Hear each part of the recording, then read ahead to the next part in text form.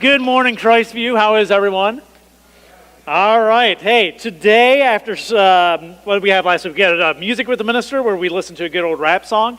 So today we get back to our regular sermon series that we've been discussing for the last couple weeks, but it's called Defined. And what we've been looking at is that we live in a world where God tries to define us one way, yet we live in a world that tries to define us in all sorts of other ways, different from the way that God tries to define us. And many Christians have given into this belief that you have very little control over how you will be defined in this world. And as we go through this series, what I hope we learn and what we are learning is that we actually have a lot more control over how we'll be defined by this world than we thought we did. That we actually have more control over that. As 1 John chapter 4 says, we as followers of Christ are more than overcomers. That we are overcomers, but the thing about being an overcomer is this: it's a choice you have to make. It's not just something that happens, it's a choice you have to make in your life. So, we're going to continue this morning. We've been looking at this guy from the book of Genesis. His name is Joseph, and we're just kind of walking through his life and looking at how he tried to address all these different issues when they tried to define him by the world standards and how he chooses to be defined by God's standards. The first week, what we saw was a 17-year-old guy, a teenage kid who was hated by all of his siblings, and they made his life miserable because he is a person of integrity. So what they did is they ravaged him verbally. They had all sorts of names for him. They ripped on him all the time. They hated his guts. They wanted to see him dead. They loathed him. And what you see with Joseph is this: Joseph, instead of being defined by their words and how they felt about him, Joseph decided to be defined by how God chose to see him. And so he makes that choice in his life. Then we saw a 19-year-old Joseph in week 2. Getting beaten up by those same brothers and eventually sold as a slave. So instead of killing him, they figure out they can make some money off of him, so they just sell him into slavery to Egypt. And what we saw here is, once again, Joseph refused to allow his unfortunate circumstances to define who he was going to be in this world. But instead, what he did is he chose to allow his faith and his trust in God to be the thing that still defined him, even in very horrible circumstances of now being sold into slavery. Today what we're going to see is this. We're going to see a 29-year-old Joseph. So 10 years later, from the time he was sold into slavery to the time we're picking up his story today, it's been a 10-year gap. And in that 10 years, what we saw last time that we talked about this is he's kind of been given control over everything in his master's house. So his master has given him everything and said, everything is yours, you run everything. The only thing I want to worry about is how I eat here, but you run my finances, you run the rest of my servants, the rest of the slaves. You take care of everything. And what you've seen is this, is Joseph's desire to allow God to be the one who defines him in his life by making the right choices that God's honored by. God's seen that, and God's being aware of what Joseph is doing. God has now chosen to bless Joseph. So even with people hating his guts, even with unfortunate circumstances, God has still blessed him, and God is still taking care of him. Picking up in chapter 39, verses 6 and 7, here's what it says. Verse 6 is a recap of where we ended last time we were talking, but it says this: So Potiphar gave Joseph, Potiphar is his master, the guy who bought him as a slave. So it says, Potiphar gave Joseph complete administrative responsibility over everything he owned. With Joseph there, he didn't worry about a thing except what kind of food to eat. And then it goes on with this in verse 7. It says, Joseph was a very handsome and well-built young man. So pretty much he looked like me. All right? I'm just a little bit older, but you recognize those handsome, well-built, of course. All right? So just picture when you hear Joseph, the rest of the story, it's me, and you can see why the rest of the story would make sense. So it says, so Joseph was a very handsome and well-built young man, and Potiphar's wife soon began to look at him lustfully. It happens to me all the time. It's a rough life to live, I'm just telling you. But anyways, so it says, she started to begin to look at him lustfully, and she said, come sleep with me, she demanded. All right? Now, this is going to be the issue we look at this morning, is we're going to be looking at the issue of this. Will you let other people's desires for you define or control who you are? Will you let other people's going, I want to use you in this way, or I want you to do this for me? Will you let other people's desires for you and their personal desires, will they be the thing that defines you and controls you in your life, or will you choose a different route? Now, you might see this passage here and go, well, I can't really relate to that. I really haven't had someone come up to me and go, I want to have an affair with you right now. Would you please have an affair with me? And you might not be able to relate to that. But you've probably had very similar circumstances in your life if you look at the content of what's happening. For instance, have you ever had a boss ask you to do something unethical? Okay, raise your hand real quick if you've experienced that. Okay, and here's the thing. This is why you have this, is a boss is someone that has authority over you. They have someone that they can make your life miserable, and this is kind of what he's dealing with, just in a different circumstance, a different way.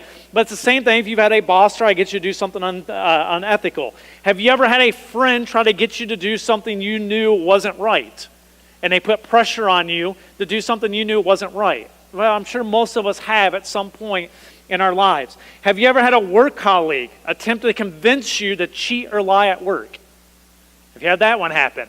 Someone at work's trying to get you to cheat or lie for them to either cover for them or to get something they want or whatever, but they're trying to put pressure on you to cheat or lie. Have you ever had a friend, this is for some of you still in school, ever try to get you to cheat and help them out in cheating? So I remember back in school, they'd be like, you already took the test, what's on the test? Or when you're taking a test, would you write the answers down for me and would you pass it along so I know what the answers are to a test? And then I would look at them and go, and you think I'm getting them right? You're an idiot. You won't want my answers anyways. But anyways, have you ever had someone try to get you to help a friend try to cheat on a test in school? Maybe you've had a friend try to convince you to get involved in gossip or slander of someone else that you had nothing to do with. Been there? Where people try to get you to pick sides. So this person did this to me and blah, blah, blah, blah, and I need you to be with me. And they tell you all these bad things, and they expect you to say the bad things to other people as well, to be on their side on some type of an argument or some type of an issue that's going on between two different parties, and they try to get to draw you into it. Or someone opening themselves to having a sexual relationship with you, just like Joseph. Maybe you've been in that situation where you've been tempted to be in a sexual relationship with someone outside the confines of marriage and God's design for sexuality. And someone's put pressure on you, or you've been in that situation, you've gone, the opportunity's there, they're putting the pressure on me, what do I do? Then you've been in the same situations that Joseph has been in. So the question we have to ask ourselves is this: how do we prevent ourselves from allowing other people's desires from defining our actions and who we are as a person? Because I'm sure all of us have failed at times where someone else has put their desires on us, pressured us, and we went along with it just because of the pressure to kind of get along and just go along with the situation, to make peace with people. All right? How do we prevent ourselves from doing that? Joseph is going to give us the way of how we do that. Joseph is going to show us how you prevent yourself from being defined by other people's desires. Here's what it says in verses 8 and 9. It says in verse 8, but Joseph refused. So she says, hey, I want you to sleep with me. Pharaoh's no one around. Here's the deal. You're an attractive guy. Just so you know, on her end, she was probably very attractive too. This isn't someone that you would go is probably not appealing to Joseph. Who she's married to and the prestige he has, she was probably a very beautiful woman too that Joseph would have found attractive and went, oh, you're a stunning lady, all right? And it says this, but Joseph refused. Look, he told her, my master trusts me with everything in his entire household. No one has more authority than I do. He has held back nothing from me except you, because you are his wife. How could I do such a wicked thing? All right? The first thing we see here that Joseph does then to go, somebody's putting pressure on me, someone's showing me their desires, and they're trying to define me by their desires. The first thing we see Joseph does to not fall into that trap is this. He looks at the consequences that could take place. He goes, what are the possible consequences that could happen to me right now if I actually slept with Potiphar's wife? What could happen to me? Things he had to have thought of, because he mentioned some of these, is this: a loss of trust. That I would lose my master's trust. It could be a loss of authority. I'll be demoted or whatever else if he finds out. It could have been a loss of position, which is I'm not even a slave anymore, I'm going somewhere else. Or it could have been a loss of integrity, which is something we've seen in Joseph he has built for decades in his life, is his integrity. And it could all be lost right here if he just went along with what Potiphar's wife wanted him to do. But here's the thing. Remembering the consequences that could happen to you, aren't enough to stop you from giving in to the temptation that people put on you at times. And let me tell you why. Here's what happens. A lot of times our thought is, here are the possible consequences, but I could get away with it. Right? This is human instinct. There's a lot of times someone's trying to pressure us into doing something to make a decision we're not necessarily comfortable with. It might even be a decision that we're going, yeah, I kind of like that decision. It's tempting, but I know it's probably not right. And even though we think through the potential consequences that could come, our next thought is always this, but could I get away with it? And you have to understand, this is what Satan always does. This is one of his greatest tools, which is you can get away with it and there won't be any of those consequences. All the things you just thought through that could go wrong, that could hurt you, that could blow your life up, but you could get away with it and none of those things will matter. So the reason I tell you it's not just enough to think through the potential consequences. This is what the world tells you to do all the time. If someone's trying to get you to do a decision you're not comfortable with, you need to think about what bad things can come from that. All right? Well, that's good, but then we all go, but maybe I don't get caught. That's how we think. And that explains Joseph's next part to the sentence I just cut out at the end of this passage right here. The next thing he says is this, and this is key. He says, it would be a great sin against who? God. Okay, Joseph takes it to a whole different level. You see, Joseph, in his mind, it was never an issue between him and her. That was never the issue. It was never about him and Potiphar, his master. It was always the ultimate issue at the core of everything here. It was always about him and God and his relationship with God. That's who it always was. So he could see there's potential consequences that could come from this in a human sense, but I might be able to get away with it. But then he went, but it would be a great sin against God. Ultimately, even if I could get away with it, guess what? I'm still affecting my relationship with God. And this is key because here's the thing. You can't get away with anything in God's eyes.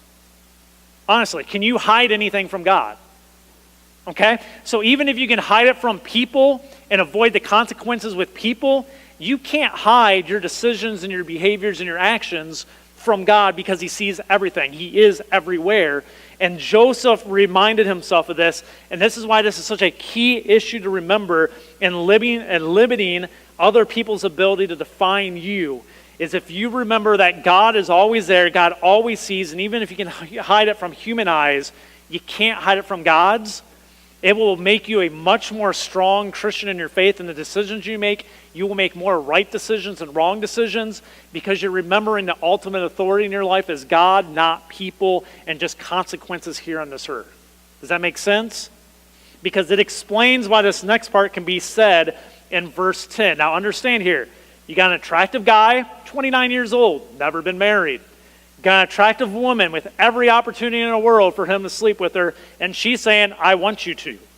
And it says this, she kept putting pressure on Joseph day after day. This wasn't a one-day thing. Day after day, she kept coming back to him, but he refused to sleep with her, and he kept out of her way as much as possible. All right? We'll understand something. This story is very much culturally like we're living in today. And if someone gave you this scenario and said, you know what?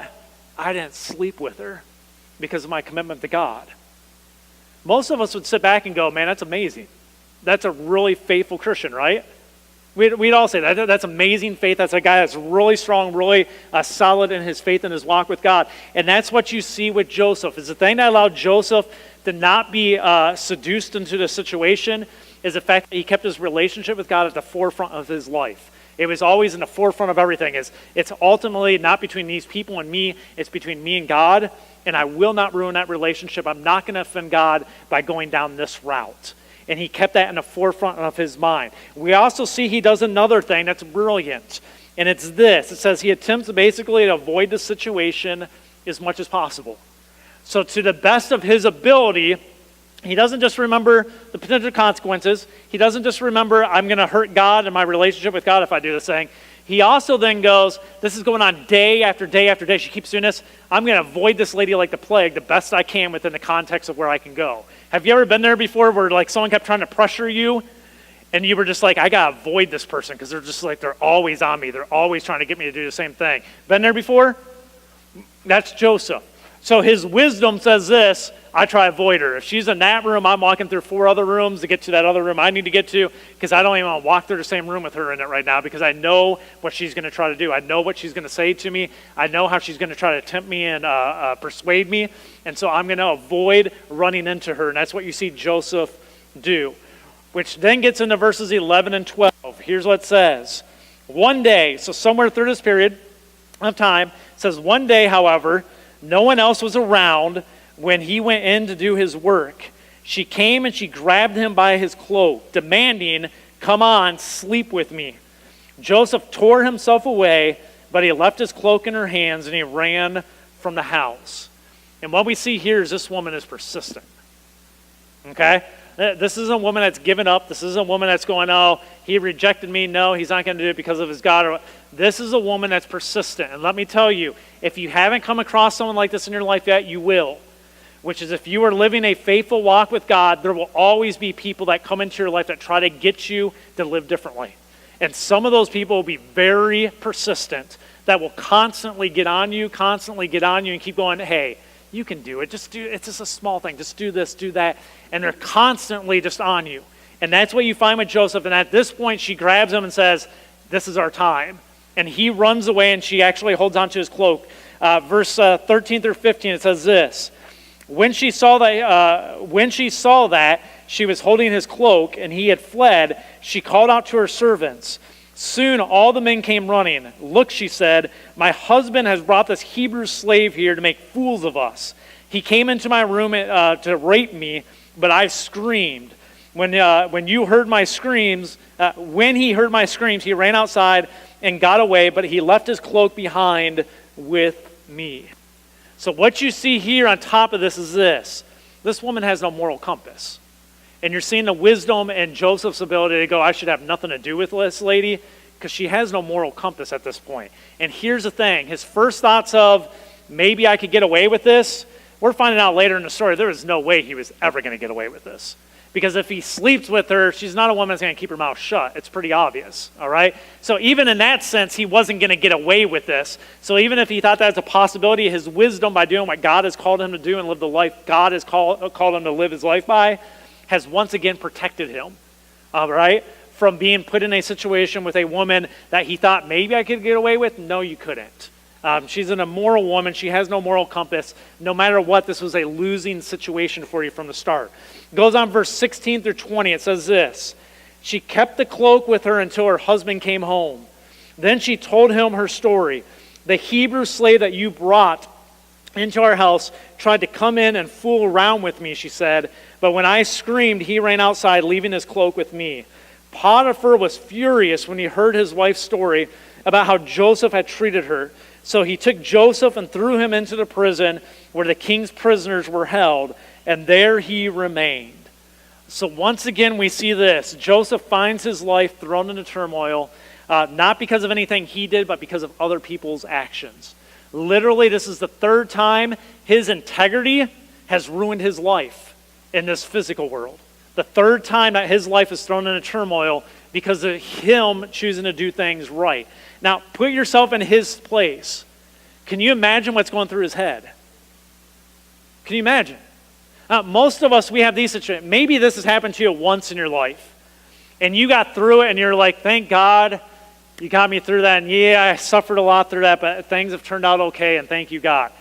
This is the third time this has now happened to Joseph, where he lives a life God has called him to live, and he keeps getting thrown under the bus by other people strictly because he's a man of integrity. And he won't do what the world tells him he's supposed to do. And he says, "I'm going to do what God tells me to do." And he gets thrown under the bus for a third time. First time was his brothers hated his guts because he's a person of integrity. Second time is they decide, "You know what? We don't just hate him, we want him dead." And they beat him and they sell him into slavery instead of killing him because they can make a buck off of him. And this is now the third time where you have a lady going, "I want to sleep with you." And he says, "I can't sleep with you. You're not my wife. You're his wife." And she eventually claims that he tried to rape her. Because of his integrity of rejecting her, she falsifies rape charges and he is thrown into prison for this. How would you react? This is tough. How many of you have ever been falsely accused of something before? Raise your hand. All right? How many of you have been falsely accused multiple times before of major things that really interfere with your life and hurt your life? Okay. Yeah, Julian, hey, you're a minister. There you go. We know how that feels. Okay. Been there before. I know how this feels, and it's a basic thing of how will you react. Will you fight back? Will you attack? Will you wish them dead? What will be your thought process? What will you do? How will you handle this thing? And what we see here is this, is what you will see with Joseph again and again in his story. This always happens to him, but God always rewards his integrity.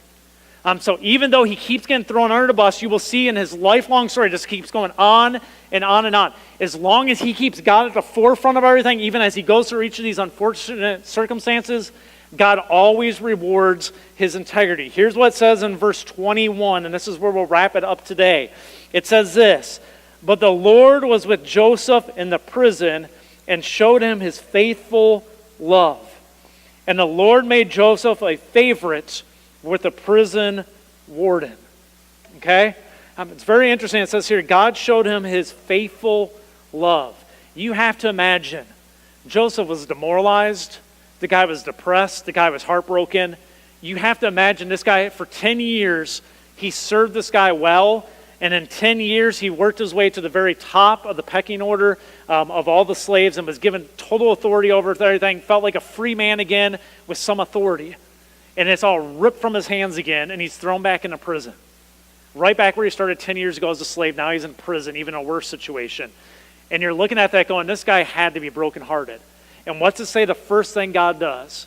It says the Lord was with Joseph in prison, and he showed him his faithful love. Here's the thing. God always provides for us what we need in our times of need if we are faithfully committed to him. All right?